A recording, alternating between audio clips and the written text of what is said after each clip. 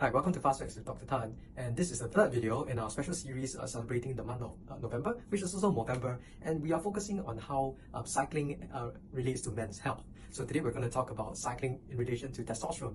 Now, in our previous videos, in our previous articles, we have covered how testosterone, when given to a man who is deficient in testosterone and has symptoms of testosterone deficiency, has a lot of medical benefits. But let's ask ourselves, how does giving testosterone actually affect cycling? So we trawled the internet and we came up with we found some scientific papers, and there were two studies that were quite identical and very interesting. So one looked at younger men between the ages of 18 and 35, and the other article on older men between the ages of 60 and 75.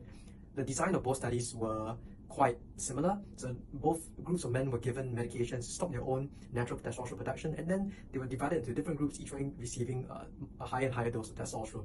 So what they found that there was an increase in muscle mass, muscle power, and muscle strength, and it was dose dependent. That means the more testosterone you gave the person, the bigger the muscle became, the stronger the muscle became.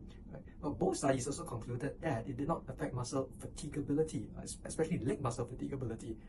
Right? Now, anecdotally among my patients, those who are on testosterone replacement and who cycle, most have actually reported an improvement in cycling performance. So what do I mean by improvement? Basically, they find that they can keep up with their younger peers, they can go faster for longer.